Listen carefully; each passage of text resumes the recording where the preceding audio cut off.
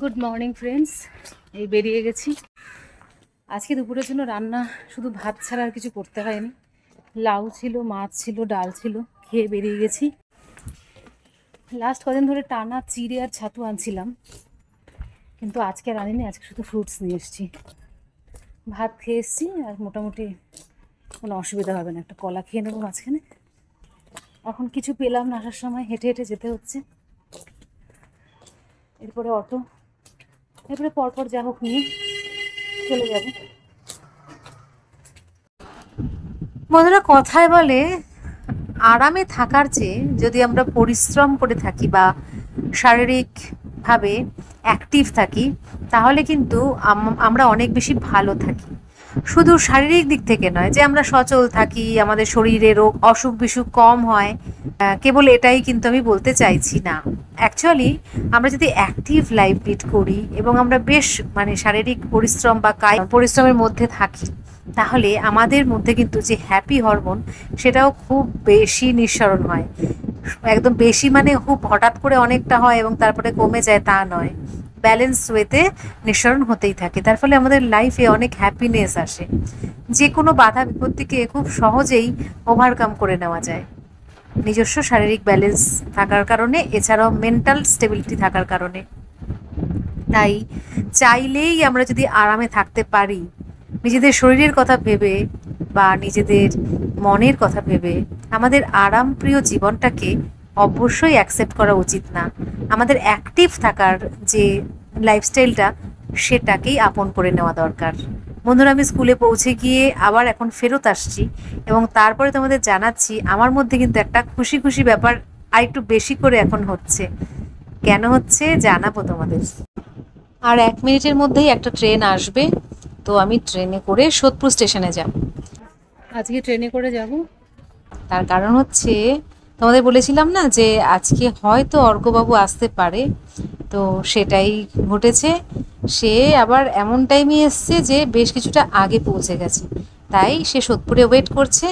আমি এখন এই যাচ্ছি ট্রেনে করে, সোদপুরে নেমে তারপর ছেলেকে নিয়ে একসাথে বাড়ি যাব। একজন মায়ের জন্যে এর থেকে বড় নিউজ কি আর কিছু হতে পারে বলো?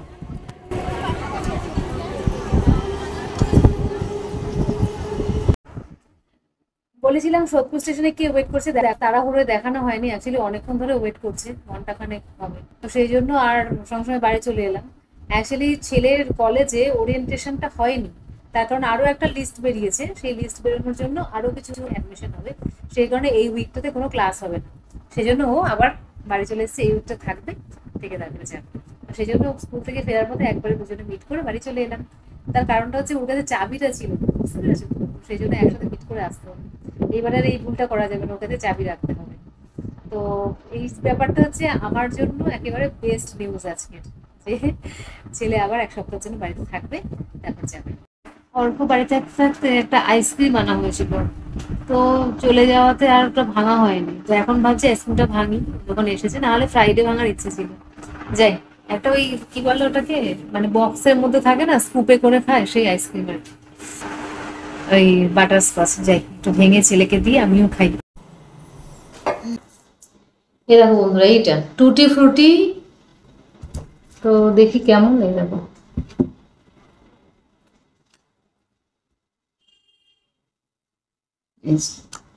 আইসক্রিমের মধ্যে নেই।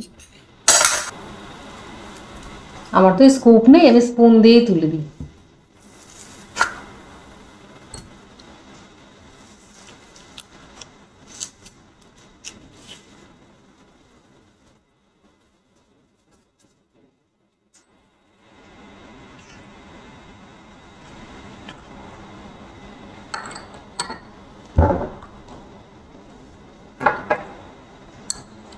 এই যে দিই অর্ককে। কি লোভনীয় দেখতে, দেখেছো? একটু শুয়ে রেস্ট নিলাম, ভিডিও ভিডিও এডিট করলাম। এখন আমার আশিস চলে এসছে, ওনার ছেলের জন্য কিছু খাবার এনেছে, তো সার্ভ করে দিই আর চাটা করি। কাবাব ভালোবাসো বলে কাবাব নিয়ে এসছি, একটু চায়ের সাথে দিলাম।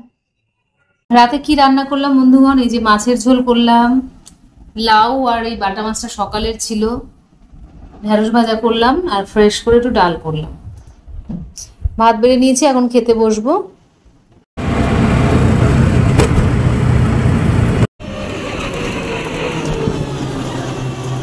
সুপ্রভাত বন্ধুরা, বৃহস্পতিবারের সকালবেলা আবার তোমাদেরকে ওয়েলকাম জানাই। আমি বেরিয়ে পড়েছি এবং স্কুলে পৌঁছে গেছি। আবার ফেরার সময় তোমাদের সাথে কথা হচ্ছে। এই যে ফিরছি এখন আমি, যেহেতু স্কুলে অনেক কাজ থাকে, পড়ানো থাকে অনেক, সেই কারণে ওই সময়টা কথা বলাটা ঠিকও না আর বলা হয়ে ওঠে না। সেই জন্য বেরোনোর সময় রেগুলার আমি তোমাদের সাথে একটু হলেও কথা বলি বা ভয়েস ওভার দিই। এত বিজি ছিলাম আজকে আর কোনো কথাই বলতে পারিনি। এখন ফিরছি, আকাশ মেঘে পুরো কালো করে এসছে। বৃষ্টি নামার আগে যেন বাড়ি পৌঁছে যাই, এখন এটাই ভাবছি। আবার মনে হচ্ছে ঢালবে, যা মেঘলা করেছে বাবা রে, প্রচুর বৃষ্টি আসবে। দেখো ওই জায়গাটা কি সুন্দর লাগছে না, কলা গাছগুলো। কলা গাছগুলো খুব সুন্দর ঝাঁক হয়ে উঠেছে, তারপরে মেঘ করেছে, দারুণ লাগছে দেখতে। ঘরে ঢোকার আগে বুঝলে তো, জামা কাপড়গুলো যেগুলো সকালে মেলে দিয়ে গেছিলাম সেগুলো ঢুকিয়ে নি।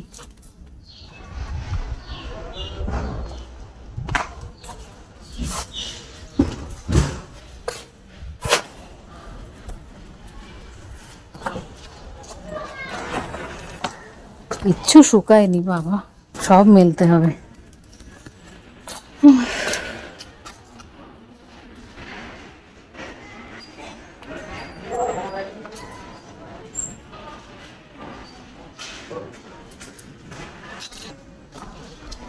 সব থেকে দেখাতে গেলে দেখাতে হবে এই যে গোলাপগুলোকে।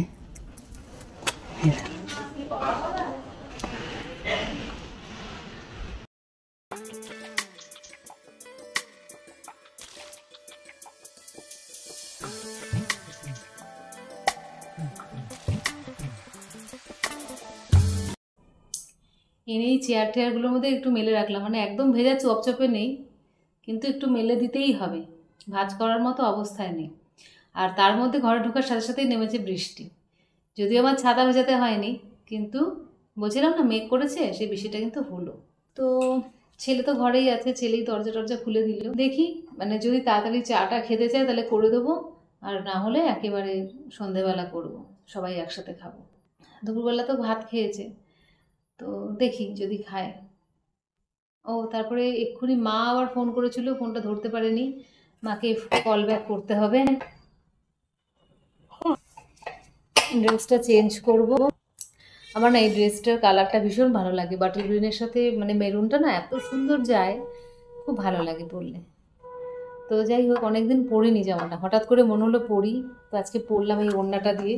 পরেও খুব আরাম আর ভীষণ সুন্দর ফিটিংসও। এটা কিন্তু রেডিমেড জামা, বানানো টানানো না, তবুও খুব সুন্দর ফিটিংস হয়েছে। স্কুল থেকে ফেরার সময় যখন অটোতে উঠি তখন থেকে এই যে হাই উঠতে থাকে আমার, সেই হাই এখনও অবধি উঠে চলেছে। মানে খুব ঘুম পাওয়ার কথা নয়, মানে উঠেছি 6টায় ঠিকই, তবুও মানে এর থেকেও কম ঘুমাই, এরকমও দিন যায়, কিন্তু তাতে এরকম লাগে না। আজকে প্রচণ্ড হাই পাচ্ছে, জিভের মধ্যে না ছোটো ছোটো ফুসকুড়ির মতো হয়েছে, খেতে গেলে খুব জ্বালা করছে।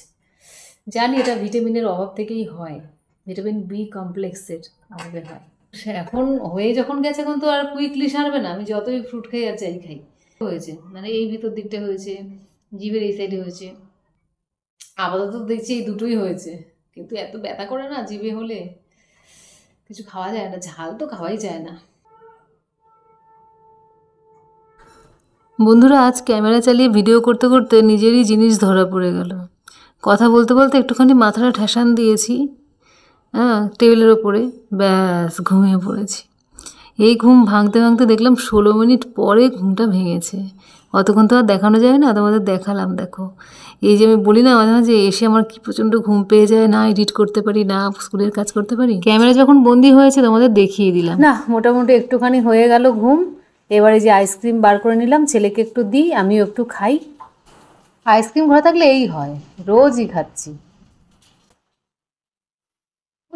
বন্ধুরা এবার বিদায় নেব, আইসক্রিম খাওয়া হয়ে গেল, বসে বসে ঘুমানো কমপ্লিট, এবারে কাজকর্ম স্টার্ট করতে হবে। আরও ভিডিওটা এডিট করতে হবে, আর তাছাড়া স্কুলের কাজ আছে ওগুলো করতে হবে।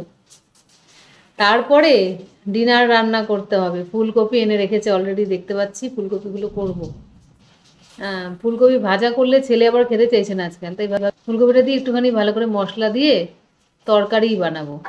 তো আর কি বন্ধুরা, আজকের মতো এই পর্যন্ত, আবার তোমাদের সাথে দেখা হচ্ছে পরের ব্লগে। ততক্ষণের জন্য সবাইকে টাটা, সবাই খুব ভালো থেকো, আনন্দ থেকো, ভালোবাসায় থেকো, হাসি মজায় থেকো। বাইরে প্রচুর বৃষ্টি নেমে গেছে বাবা, ঝপঝপ করে বৃষ্টি পড়ছে। কি বৃষ্টি শুরু হয়েছে দেখো। এর মধ্যে স্কুটি নিয়ে আসাটাও তো খুব মুশকিল। যাই হোক, আমাদের চা খেতে খেতে হয়তো আজকে একটু লেট হতে পারে। তো প্রণাম জানিয়ে ভিডিওটা শেষ করি। টাটা।